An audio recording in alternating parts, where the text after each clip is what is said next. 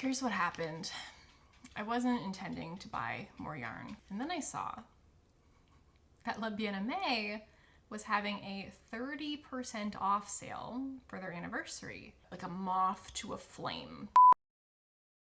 Hi, hello, my name is Allie. I'm an independent graphic designer coming to you from just outside Toronto, and this is my channel where I talk about what I'm knitting, how it's going, and what it's costing me. Today I have an update for you on my current whip, which is my Lakes cardigan, as well as a couple of acquisitions. Before we do though, as for my mug and tea of the day, this is my mug from Yuk Ceramics, and I'm drinking my usual favorite Sloan Classic Earl Grey. As for what I'm wearing, this is my Tekla top by Milena Jahala. I made this last summer, and it is fashion taped to the gods right now because this is one where it's for lounging around the house or wardrobe malfunctions are not really a concern. On camera, it calls for a little bit of structural reinforcement. So this pattern is designed to accommodate from bust sizes 28 inches to 64 inches. And I finished this July 22nd of last year, which means that it's had almost an entire calendar year now of use. And as for my cost per wear, I can't say that this has gotten a ton of use in the last year. So this cost me $60 to make between the pattern and yarn costs. I knit this out of hedgehog fibers, Oso Fine Merino in the colorway Budgie. And in the last year, I've worn it 7 times, which puts our current cost per wear at $8.57 Canadian, which like I wish that I was sitting here telling you that I wore this all the time, but I think also, I don't think I really ever thought this was going to go this way, in large part because I am just a person who's always cold. Like even when it's warm, I prefer to be in a really light long sleeve because I don't like feeling drafts on me. I just get uncomfortable really easily with air conditioning and things like that. So I knew making this that this would be something that I would mostly just be wearing on like the absolute hottest days around the house. It's also possible that I wore this maybe a handful of times that didn't get logged because like I said, it's just sort of an at-home thing. Like I think I maybe just wore it as pajamas a few times that didn't get logged because I don't normally log pajamas. So it's very possible that I just kind of forgotten to keep track of that in my wardrobe tracking app. But regardless, I am just happy that my hedgehog fibers finally made it into something, because if you are someone who's been here from the beginning, you will know that there was like great strife over what to do with this skein of yarn that I thought was so pretty. But this was sort of the genesis of my struggle with variegated yarn, where like I find it so pretty, I'm so drawn to it in the skein, but I find it really hard to use in things that I actually want to wear. So months and months and months of deliberation led to this existing, and I do think it's very cute, and I do wear it sometimes, and I think that's kind of the best case scenario we were gonna get out of that situation. So this is why I now have to be very careful about variegated yarn. All right, let's get into an update on the Whips cardigan. All right, now let's get into a whip update on my Lakes cardigan.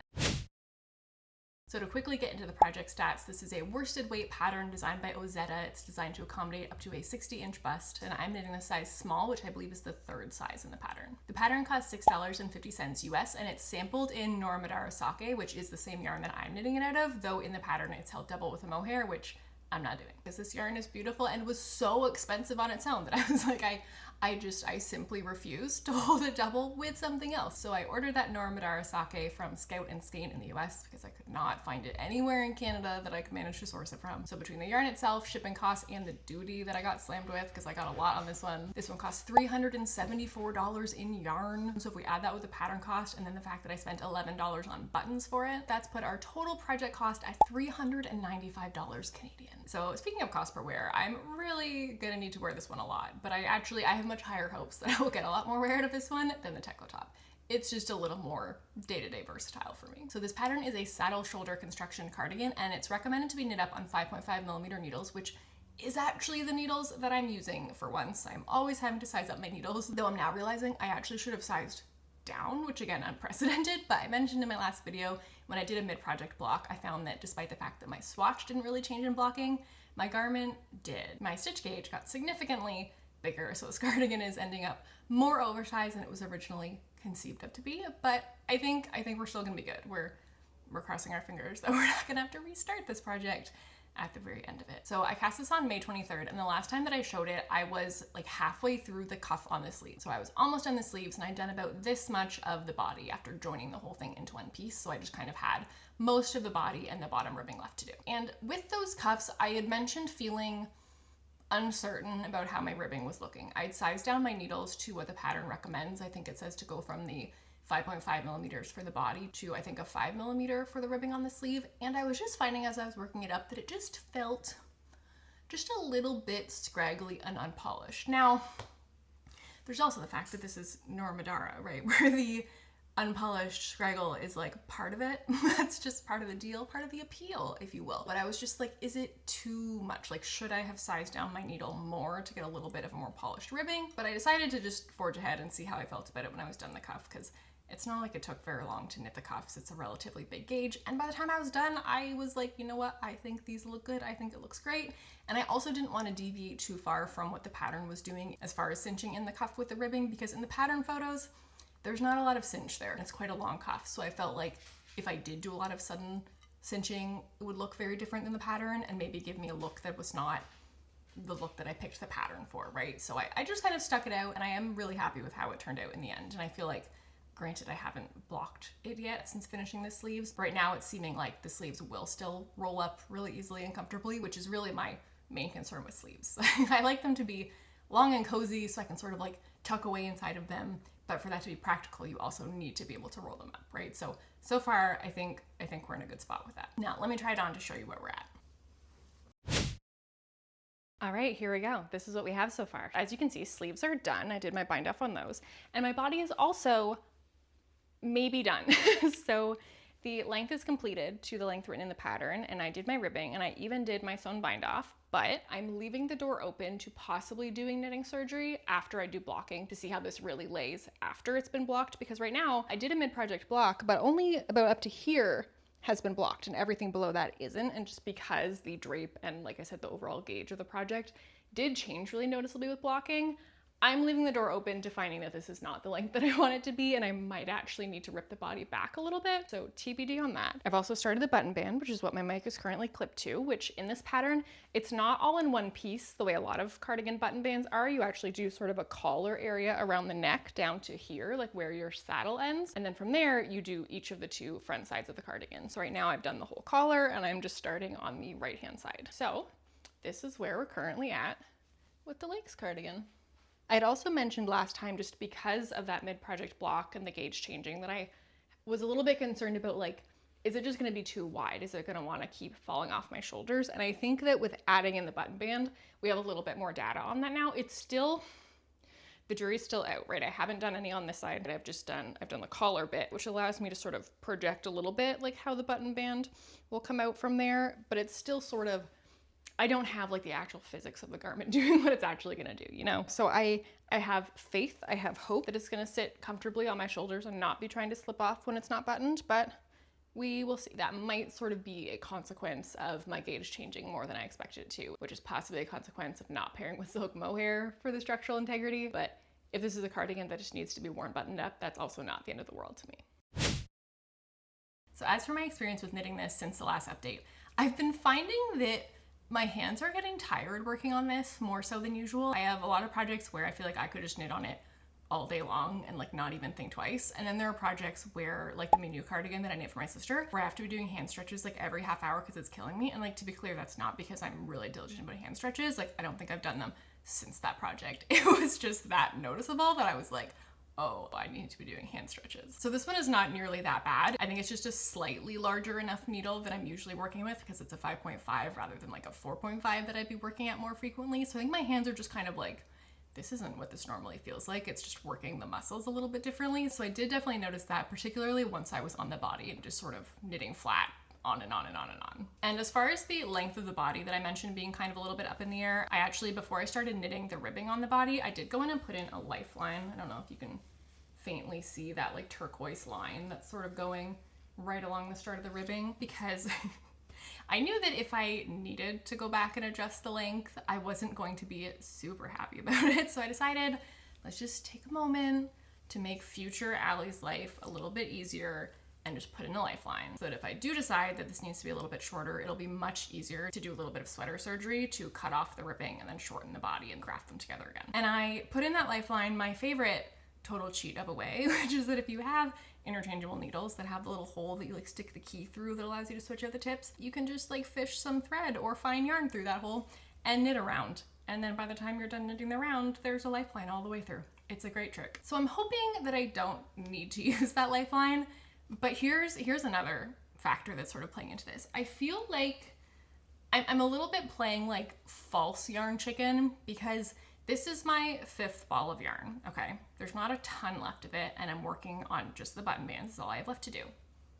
It's my 5th ball of 7. So to be clear, I am at no actual risk of running out of yarn on this project. I have just been feeling like it seems like I'm so close to finishing this project with only 5 skeins, and if I'm going to have untouched yarn skeins left over to potentially resell, because I know that it can be hard to track down this yarn, it probably wouldn't be that hard to resell it. I feel like it would be nicer to have 2 full skeins to resell rather than like a brand new with tag skein and a 99% of a cake. So I've been feeling like it would be really nice if I could finish this using only 5 balls, which I think once I have done a block on this to check the length of the full body and how I feel about it, this whole yarn chicken thing also kind of makes me err a little more on the side of being willing to do sweater surgery, which I would usually, I think, avoid doing unless I felt quite confident that I really want to change the length, or if I was more like, it's probably fine. Like, it might be nice if it was a little bit shorter, but it's not a big enough deal to do it. That might be what makes it a big enough deal to do it, is if it means I don't have to tap into a 6th skein. So I'm just gonna kind of have to see how far I get in the button band with what's left here and how close it is. But I probably should have done more weighing of my yarn as I was working the button band, because I also can't really just keep working the button band and then just see where it runs out relative to the body length and then adjust as needed, because it's a button band. So there will be buttonholes that need to be equally spaced relative to what the overall body length of the cardigan is, which kind of requires the body length to be determined. So I think I actually might need to put a pause on knitting the button band and just do that block of the project so that I can see where the body's currently sitting and decide, without the knowledge of where I'm at as far as yarn chicken, whether I want to make the body shorter. Maybe I knit a bit, because so I just did my first buttonhole on the button band, which I'll show you in a minute, which means I definitely have a few inches to work before I hit another buttonhole, kind of regardless of how the spacing needs to go. So maybe I should weigh this now, knit a couple inches of button band, weigh it again to get an idea of how much yarn is in like 2 inches. And from there, maybe I can extrapolate whether I have enough left for the whole thing or how close I am, right? Like, if I were to use yarn chicken to reclaim some yarn, how much would I have to reclaim? Is it an amount that would give me the sweater length that I want, or no? So this is it's sort of a like chicken or the egg, like which do I do first? But I think that's the course of action. I think it's weigh this, knit a couple inches of button band, weigh it again, block the whole thing to check body length, go from there. I also should mention for this button band, I'm not doing it to pattern at all. The pattern calls for a ribbed button band, and I'm doing mine double knit because I just really like double knit button bands. So you can see in my collar, that's the inside, that doesn't look as great. You can see the finished effect of the collar and kind of the beginning of the button band on this side. And I did find that working on the collar, where you're picking up stitches and just continuing knitting in the same direction as the body, I did find that a much easier modification to do than the button band down the fronts, where you're picking up from like the side of the stitches. Because this I basically just picked up the way the pattern told me to, and then instead of doing ribbing, I just did double knitting. It was really very simple, total non-issue. And then I was like, oh, I actually haven't ever done double knitting in a context where I had to bind it off. Is that true? Or I guess just bind it off in a way where that edge is in kind of like a visible, relevant place. And so I was wondering, like, is there a way to bind off double knitting that basically just looks like a regular sewn bind off, so you get that kind of continuous edge on it? And there sure is. Look at my nice double knit edge. So I just searched YouTube for a sewn bind off for double knitting, and I found a great tutorial, so I will leave a link to that in the description below. But I did have a much trickier time doing this modification once it was time to start going down the front. Like, I literally lost count of the number of times I restarted this. I don't know. All I know is that I spent 5 hours in a car basically only working on this, like, you know, having snacks, chatting a little bit, whatever, but like mostly working on this. And by the end of the car ride, I had this much button band because I had restarted it so many times. And now granted, by the end of it, I did have my method figured out. I knew now what I needed to do, but there was a lot of trial and error in this. And for a few different reasons. So one of them was just me trying to figure out what I did on the new cardigan that I made for my sister, because I was really happy with how that turned out. I did that in December, and file under yet another time that I thought, well, I can just like remember what I did last time in my knitting because I spent so much time doing it. Like it must be in there. Like I'll just kind of start setting up for it and whatever like seems to make sense. Like that's probably what I did. It'll probably be obvious. It was not obvious.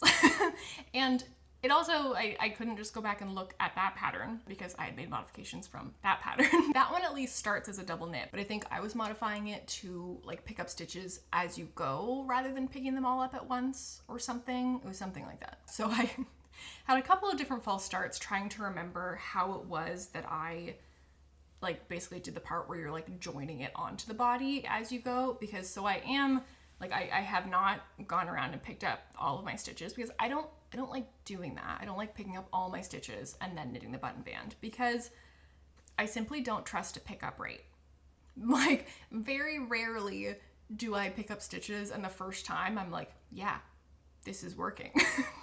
I usually end up having to adjust it, and I hate picking up stitches. So the idea of picking up the whole length, getting a few inches in and realizing the pickup rate looks wrong, and having to pull out all the stitches I picked up and re-pick up all the stitches, absolutely not. No. This is why I was determined to remember how I did it last time, where you just pick up each stitch as you go.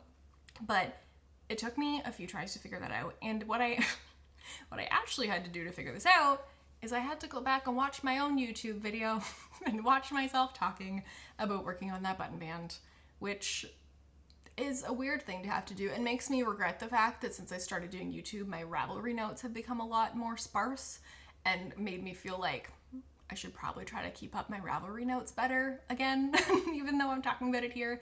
It would be nice to just have a written record so I don't have to sit there in a car listening to myself talk at myself about what I did in my knitting. It was just weird. But better to have that record than no record. So here we are, and that did remind me that I used a method that in no world would I have been able to like find the right video to remind me what I did, because what I had done was cobble a bunch of things together. And so I had sort of used aka Nora Knits tutorial for doing a button band that you pick up as you go, only in hers she includes doing a yarn over, and I, in testing mine out, I just found that I preferred how it looked without the yarn over, so I wasn't doing that. And I think the other thing that I changed is that in the double knit button band, because in double knitting you're basically working every row twice, so it's basically only on every other row that you're joining it to the body, and then in doing it every other, it's joined every one.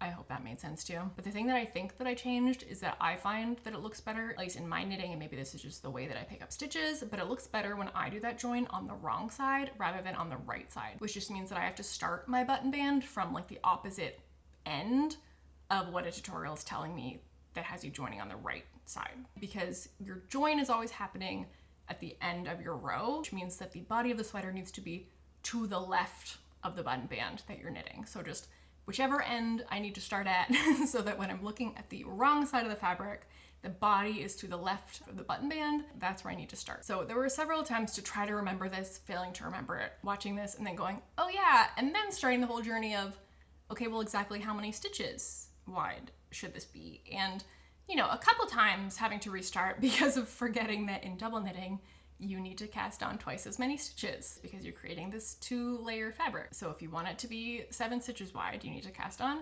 14 stitches. So definitely forgot that once or twice in my various trials. And so when I was trying to decide how many stitches wide it should be, initially I was like, well, the pattern tells me I think it's 12 stitches wide is what the button band says. So okay, so I cast on 24 stitches. So I did that and I started knitting my button band according to my method. I had to finally figure it out. And then I was looking at it going, this is so wide. It was a thick button band. And I was like, this doesn't really feel right. And then I was realizing, so I was going back and looking at the pattern photos, I was like, why does mine look so wide?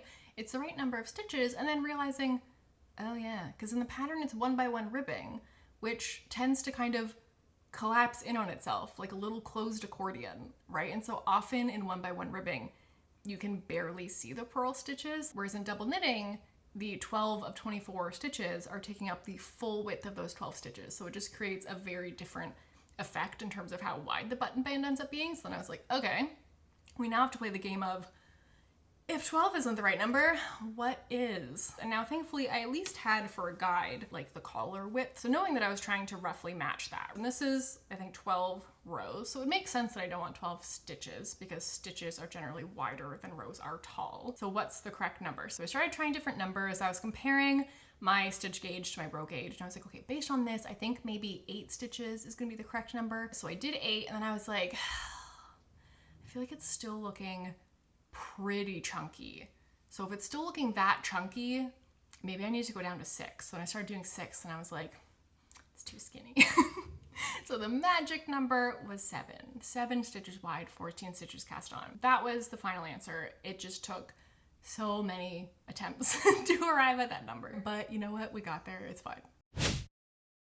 So I knit several inches of that front button band, and then I got to the point where I was like, I can't really do any more here without figuring out where my buttonholes need to be and how to do them. And this is a part that I hate this kind of thing on a project. It's just like fiddly and needs to be done well to get a good result, right? I want to make sure my buttonholes are spaced evenly. I've never even made buttonholes. I want to make sure I know how to make them in a way that I'm gonna like the result of, and I'm already off pattern for this button band, so I might as well kind of disregard what it's telling me to do and just go looking at buttonhole methods and see what I want to do. And I know that there are different buttonhole methods. I've heard of like, oh, use this tutorial because you don't have to break your yarn. And initially that was really appealing to me because I hate weaving in ends.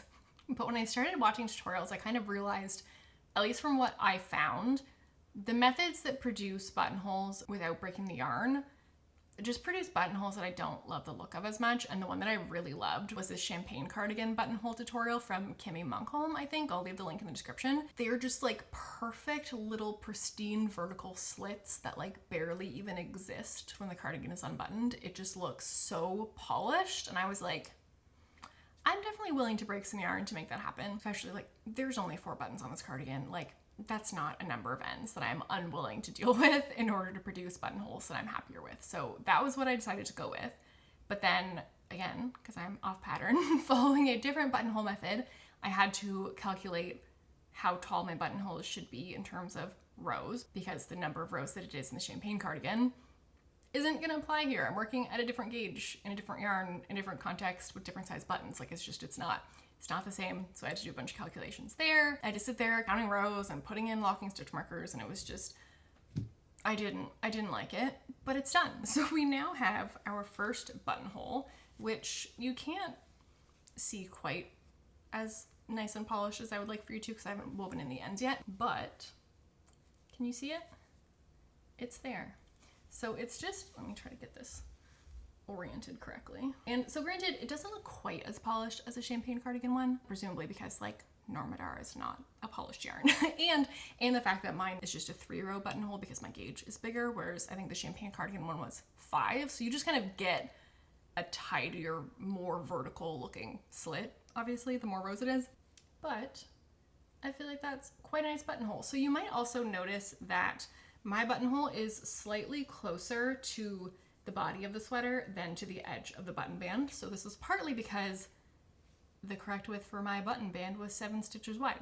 So I was like, well, there's not really a center. But also when I was looking at different button band and buttonhole methods and all of these things, but I had noticed that often it seems like buttonholes are not actually centered, and when they're not centered, they err on the side closer to the body, which also makes sense to me because it means that when it's going over to like hook onto your button, there's a little bit extra width to go over to make sure that it's like fully overlapping the button band on the other side to give you a really like clean, polished closure. So I think currently that's good. We'll see if that's still my verdict when I'm done. And now another reason that I paused when I did right after this buttonhole is that I didn't yet have buttons. So I wasn't able to test out for sure if this was the right buttonhole size. I thought it probably was, but my buttons were in the mail, so I just put it on pause. And I'd ordered a couple different buttons. Let me show you. So these are the 2 different buttons that I ordered. They are both sort of a tortoiseshell style, but this one is a little bit more cool toned and this one's a little bit more warm toned. And they also have a slightly different profile. So this one has a bit more of a lip on it, you can see.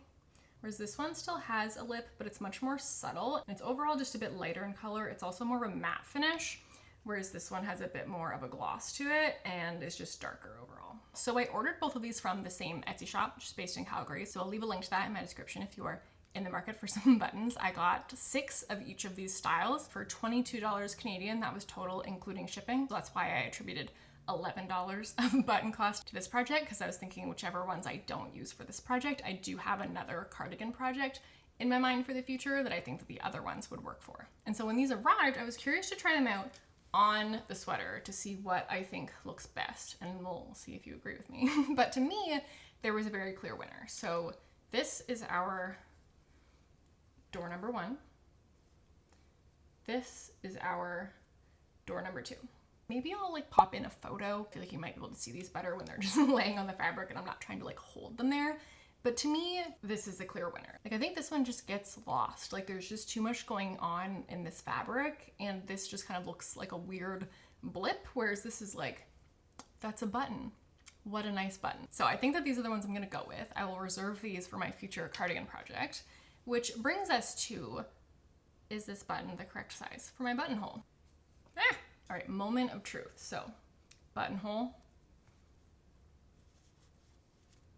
Yeah, I think that's good. It went through without difficulty, but also didn't like slide on through. Like the fabric definitely had to like stretch a bit to accommodate it, which I assume is what we're going for with buttons. It's my first time putting buttons on anything. So all of this feels a little bit uncharted. I went into great detail in my last episode about all of the research that I've done about like how to attach buttons so that your sweater ends up looking nice and the buttons and the button band lay flat and not doing weird squiggly things. So I'm optimistic that we're gonna have a good button situation, but I don't know what I don't know. This is all new to me, so I'm reserving the right to have disasters yet. And then because I am apparently allergic to just following a pattern, I also modified on the body. I had seen, I think multiple people talk about in knitting this sweater that kind of their one gripe with the pattern is that at the bottom of the body, you do work some short rows right before the ribbing to make sure that the back of the sweater doesn't like ride up relative to the front. But people seem to be saying it just needed more short rows. Like it helped, but it still wasn't enough and the back still sat a bit higher and they just wish that there were more short rows. So I just decided to add some more short rows. So I just did that by anywhere the pattern says like knit until X number of stitches before your last double stitch, I just decreased the number by 1. So I was just doing short rows like slightly closer together. And then in total, I just did like twice as many short row repeats as the pattern tells you to do. So I ended up with, I think, about 2 inches of extra fabric in the center back, whereas following the pattern would get you about 1 inch. And I feel like putting mine on, I feel like that was the correct thing to do. Like I'm very happy with how it sits. I don't find that the back rides up at all, but it also doesn't feel like it's drooped to the back. Like I don't feel like it looks like there's a ton of short rows there. So I feel really good about that modification. The last thing I have to say about this one is that in my last video, I had mentioned getting a little bit of caution from people about Noro Madara, sort of a like, it's very pretty, but it's not very hardy. It'll break right when you're working with it. And I hadn't had any kind of issues like that. And I was like, I don't really get the concern. And I will say the one time that I did notice this in working on the sweater was when I was doing the sewn bind off on the body. Because in that context, you're pulling this length of yarn through so many stitches, right? Like especially by the time you're getting toward the end of a bind off. The later parts of that string that you are doing that sewn bind off with, they have been dragged through so many stitches. They've been subjected to so much friction. So was there a point toward the end of my sewn bind off where my yarn just separated from itself entirely and left me like an awkward little stub? Yes, there was. However, the advantage of Noro Madara and how kind of soft and lightly spun it is that it was very easy to fix this with a wet splice. Like I didn't have to do any kind of weird yarn joiny thing trying to do that in the middle of a bind off. I didn't have to do that at all. I just dipped the ends. Actually, I dipped it in the tea that I had beside me because I didn't want to get up and get anything else. And I will not spit splice. I refuse. But I was sitting there doing this in front of my sister and she's sitting there and we're just kind of chit-chatting and I'm knitting. All of a sudden she just watches me like dip my yarn in my tea and she's like, what's happening? What's going on right now? But yeah, that's the current status of my Lakes cardigan. So it's sort of a so close but so far situation because all I have left to do is finish the button band, maybe do sweater surgery on the length, TBD on that, but like it feels like that shouldn't be that much work or take that long, but they're just having to pay attention to when the buttonholes happen and that I know to do the other side of the button band. It's gonna have to go from the opposite direction from the one that I did, which means that it won't start from picking up stitches on the collar and will instead have to start with a tubular cast on at the bottom and work its way up and then graft onto the collar, which means that I will have to relook up how to do a tubular cast on and then watch closely all of the tutorials that I was talking about last week about how to attach the buttons properly. There's just a lot of like little fiddly steps from here. Like I was feeling this week leading up to recording like, oh, maybe I'll be able to get that done and have a finished cardigan to show. And it very quickly became apparent to me that like, no, like unless you're gonna like grind to get this done, which I didn't have any desire to make myself miserable like that. I think that for me, an important part of YouTube is not letting it change how I do things to an extent that it makes me enjoy them less. And it was just kind of like, oh yeah, there's no way that's happening. Probably by my next podcast update, this will be done. This doesn't seem like there's a lot left to do, but also again, I don't know what I don't know. And I don't know what fresh challenges. Yes, Copper? Are you coming to join? High five? Oh, thank you. Hi. So I'm gonna say hopefully, but not definitely, a finished object next time around. All right, now I also have a couple of knitting acquisitions to get into today. So the first one is a yarn acquisition, which we'll get into a moment about how I'm kind of feeling about yarn acquisitions, but let me show you what I got. So here's what happened. I wasn't intending to buy more yarn currently. You know, I like to buy yarn kind of when I'm imminently planning to start working on something. Like not waiting till the previous thing is literally done because I'm often like ordering yarn from places and I don't want to be stuck with nothing to knit. But I don't like to be projects and projects and projects planned out, right? I don't like feeling like I'm collecting a stash. And then I saw that Bien Aimée was having a 30% off sale for their anniversary. And that's a hefty percentage. But here's the real thing, because not only was it a hefty discount, but I found this color, which if you've spent any amount of time on my channel, I doubt it would be a surprise to you that I like an orangey red.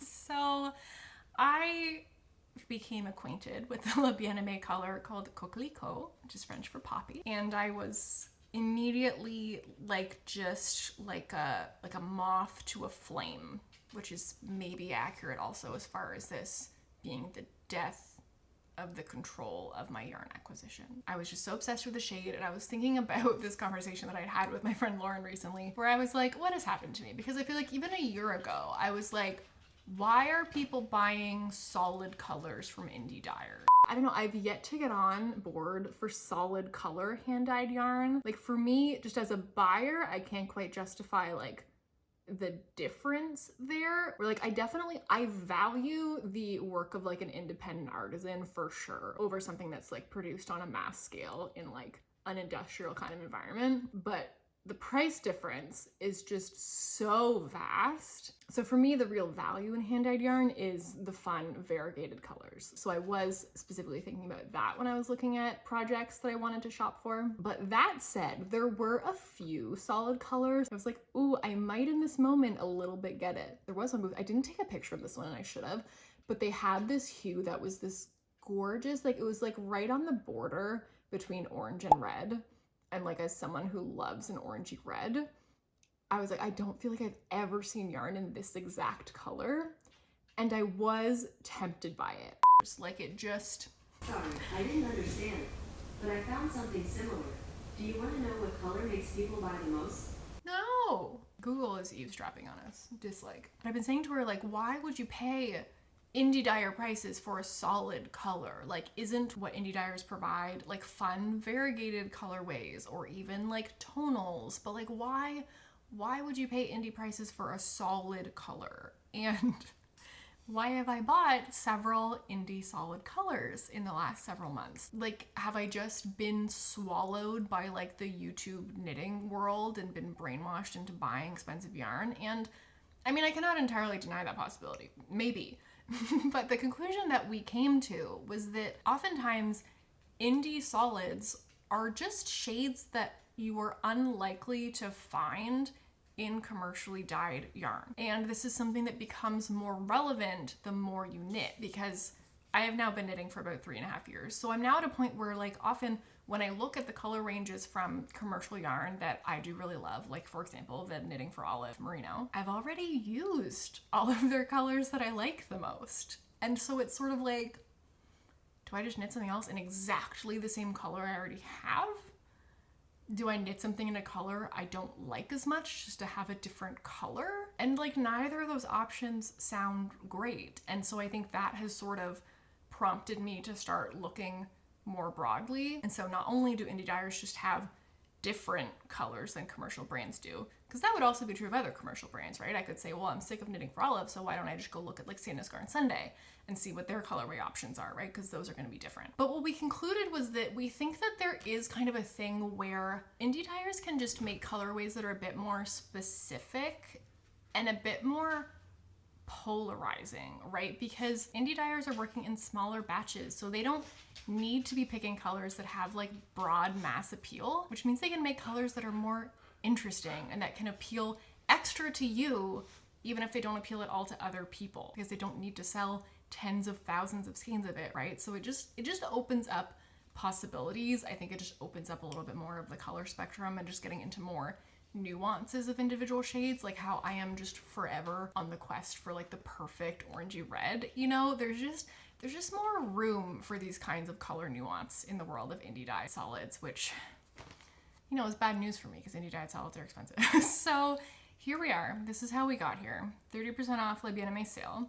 So this is their Wensley worsted base. Despite the fact that this is called the Wensley worsted, that refers more to just the spin of the yarn. It's really more of a DK weight. This is a 230 meter skein, about 250 yards, and it's about 100 grams. It's a 50% Falkland Corriedale, 25% Falkland Merino, 25% Wensleydale base. Those are all different forms of wool. It's just wool, but it gives such a beautiful base for the most vibrant of colors. Like, this is so saturated. I'll actually pop in a picture for science comparing this to the Cascade 220 Molten Lava and the Knitting for Olive Blood Orange. It's sort of like even sunlight exposure in a way that is scientifically accurate in a way that I could not achieve by trying to like hold them up for you here on camera with like shadows going on and everything. You can see from this that the Coquelicot color from Le Bien Aimée is significantly more red than the blood orange from Knitting for Olive, which I do think tends to read more of an orange than a red. And it's, I think, slightly more orangey than the Molten Lava from Cascade, but it's also significantly more just saturated and vibrant, despite the fact that like that's a pretty vibrant color, but this is even more so. So I am so excited to knit this up. I actually bought 7 skeins of this. We have a large bag of it. And actually, speaking of me holding this bag up, when this first arrived, honestly, when I pulled the bag out of the envelope that it was shipped in, I was kind of disappointed. I was like, oh, that just kind of looks like a very normal red. And is it coming through on camera that way? I don't think it's coming through quite as different on camera. In real life, inside the bag, it looked like nothing to write home about whatsoever. And then I took it out of the bag and I was like, oh, there it is. Like, something about, like, I think sort of the like cloudy finish on the bag really dulled down, not even just the vibrancy of the color, but sort of those like fun orange undertones, and just made it feel much more like a straight primary red. So I was very excited when I pulled it out of the bag and was like, oh no, there it is. That's the color I was looking for. As for what I'm planning to use all these for, I don't think I want to tell you that yet. I think I want to wait until we get into fall knitting plans to chat about that, because otherwise it's going to be boring once we get to fall knitting plans, and the world is bleak right now. You know, I think we need whatever little fun surprises we can hold on to.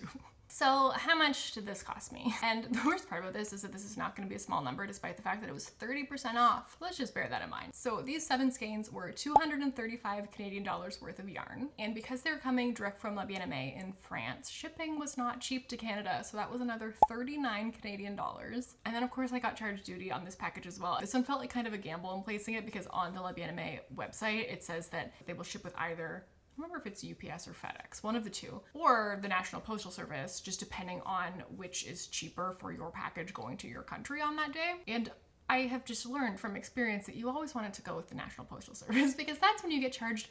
You will still get duty if you're gonna get duty, but there won't be a giant brokerage fee that the courier service stack on. Now, just my luck, it came with the courier service. So most of that $44, not actually duty. Most of it is just brokerage fee, unfortunately, which puts our total cost for this yarn at 320 Canadian dollars. And this is where we're gonna circle back to have our chat about the yarn stash, because I am starting to feel a little bit cornered by my yarn acquisitions, both in that I spent a lot of money on yarn lately and I think it's time to like pump the brakes a little bit, but also just the last few months I have acquired yarn more quickly than I am knitting with it, and I don't like the feeling of a growing queue. Like, I was starting to realize that in working on my Lakes cardigan, I was feeling like, oh, I need to get this done so I can start on my Ardent to use up my Kelvin Rollins Mojave, so that then I can start this one using my Bien Aimée yarn, and then also don't forget about the yarn you got in Peru, you get to do something with that. Like, it was starting to feel like projects were things I needed to check off so I could move on to the next thing,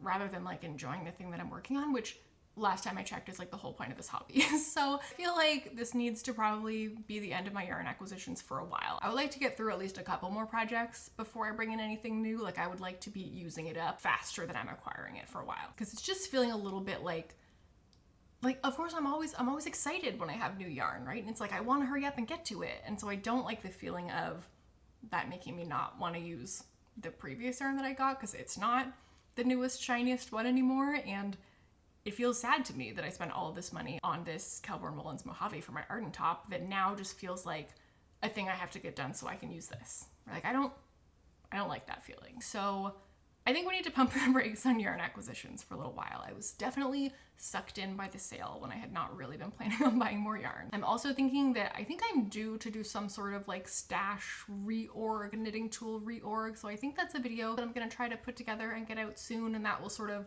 expand on these thoughts and hopefully sort of get things feeling a little bit more under control also. That's something that I'm kind of keeping in mind, but look how pretty it is. And I think that will work quite nicely as a combo, don't you? All right, now I do have one more acquisition to show you.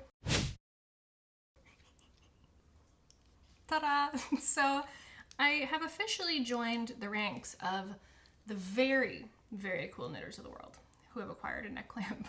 But I'm feeling proud of myself, because this feels like one of those things you might kind of get it into your head that you need one and then just like order a piece of junk from the internet that shows up that you spent full price on and will never use and will just litter the face of our planet forevermore. And I am just proud of myself for having the foresight to clock that possibility and to find one on Facebook Marketplace, because that's where this came from. And when it occurred to me to type it into Facebook Marketplace, I was expecting to find like an ugly one, because truthfully, all the ones I've ever seen have been ugly.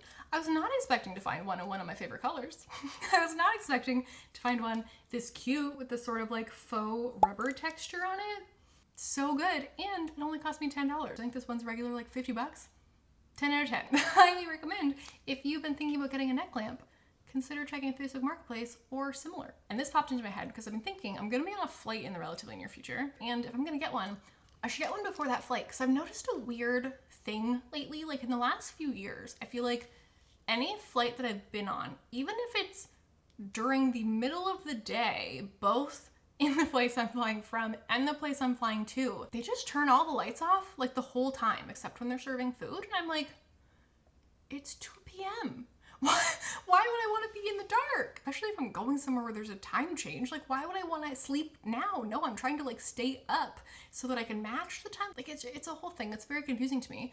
But when a plane is fully dark, I kind of feel bad turning on my overhead light, because it makes everything around you bright. And I have been shocked to find that in these circumstances, like, no one will turn their light on. And I'm like, are we just gonna pretend it's midnight at 2 p.m., guys? What are we doing? And so far, I've managed to get through these situations using, like, I have a little book light, which is great for reading, but for knitting, it kind of requires me to, like, clip it somewhere on me and kind of awkwardly, like, it doesn't work well, and I have to keep adjusting it. It's like, do I have, like, a scarf I can clip it to and then kind of angle it that way? Like, it's not designed for that purpose. It's designed for a book, so it doesn't work great. And so I was thinking, if you're gonna get one of these eventually, now is the time. So I've not yet actually like really put this to use, but I mean, it's cute and it works, and I'm excited to try it out. And if you would also like to try it out, I feel like this is the kind of thing that a lot of people buy and then never use, so the odds of being able to find it secondhand are really good. All right, that's all I've got for you today on the knitting front. So let's get into some off the needle, starting with a small business shout out. So for this one, this is not new information. I'm just gonna shout out the button shop that I got these from on Etsy because they had lots of options. They were based in Canada. They came super quickly. They shipped via letter mail in Canada, which means it was dirt cheap shipping because it was just stamps. I think these are super cute and are gonna make really good additions to my cardigan projects. So I will leave a link to that Etsy shop in the description. Now, I actually don't have a reading update this time. I've not finished a book since we last talked, and I think this is partly because of the number of things that I've been watching. Let's do a watch update. That doesn't usually happen. So I fear that everything I'm interested in watching is happening all at the same time. I think that there was kind of a dearth of new content that was really up my alley for a couple months, and in that time I found like some new knitting podcasts that I wanted to watch and all these things to sort of like fill the time when I want to be knitting and watching something. And I am currently so behind on knitting podcasts, including ones that I was really avidly watching before I found all these new ones, because the world of TV has simply exploded, in large part because I love terrible reality TV. So like right now, The Ultimatum Queer Love is on, which would be top of my list, but now it's kind of fighting for attention with Love Island USA, which is not one that I would usually have gotten into. Like just the idea of 5 episodes a week is just absurd and like no thank you. And I think I would usually have stayed away, except that last year I was sucked into it because so many of the, okay, I listen to a lot of Bachelor podcasts. This is a thing to know about me. So many of the Bachelor podcasts that I love to listen to started talking about Love Island. And I love those podcasts. I really like the hosts. I like hearing their thoughts about things. And I was like, well, they're putting out all these episodes about this thing. Like I want to watch it so I could listen to those podcast episodes. Which means that I'm now watching Love Island USA and listening to a bunch of podcast episodes about it and trying to watch The Ultimatum Queer Love, and a new season of The Bear just came out that I haven't had a chance to start yet, and a new season of Squid Games just came out. Like it's all happening at the same time and it's too much. I'm having the same problem with movies right now. Like tonight after recording, I'm going to go collapse in a movie theater to watch the movie Elio, the new Pixar movie. I love Pixar movies. I'm so excited for this. But I also am desperate to go see the new Jurassic Park movie. I think I'm hopefully gonna go see that next week in like an actual like drive-in theater, which I think is the ultimate way to see that kind of movie. And then last weekend I saw the new How to Train Your Dragon movie with my sister and my niece, which like I love the animated How to Train Your Dragon. Like to me, 10 out of 10, probably one of my like top 10 movies of all time. Absolutely love it. Live action remakes, my general reaction to them, I usually leave the movie theater and I'm like, that was pretty good, but really it just kind of makes me wish I had just watched the original one again. Like I wish they would just re-release the cartoon in the theaters so we could have that experience of seeing it there, but I know that doesn't make them as much money. It doesn't draw the same audiences. I get it. I know why they do this. But because that's kind of generally my reaction to them, I really enjoyed the How to Train Your Dragon remake because it was like, I read a review that called it religiously faithful to the original, and like, yes, like so much of it was shot for shot to the original, which like I'm kind of like, what was the point then? Like just let me watch the cartoon in a theater. But I know that the point is money, right? It's easier for them to market a new movie than to convince the same number of people to go see an old movie that's just back in theater. So like I know that that's why, but it just kind of feels like, but why? But so it at least felt like 90% of the good feelings that I get from the original I got from the remake. Like it was a very similar experience. It was just missing the like joy of the art of animation. But like as someone who would have rather just been there watching the cartoon, it was basically the best I could ask for. Granted, I know that for exactly that reason, it was very disappointing to a lot of people who want an adaptation to do something different and interesting to like justify its existence, which I also understand. So like, am I alone in this? Like, am I the only person who feels completely swamped by all the content right now because it's just the intersection of all of my interests that are out right now? Or is this like a broad problem? Are we more oversaturated with content right now than we were like 2 months ago? Let me know. All right, that's all I've got for you today. So thank you so much for coming in it with me. If you'd like to be here next time, I hope you'll consider subscribing if you haven't already. But if you already have, you're my favorite. And I'll see you next time. Bye.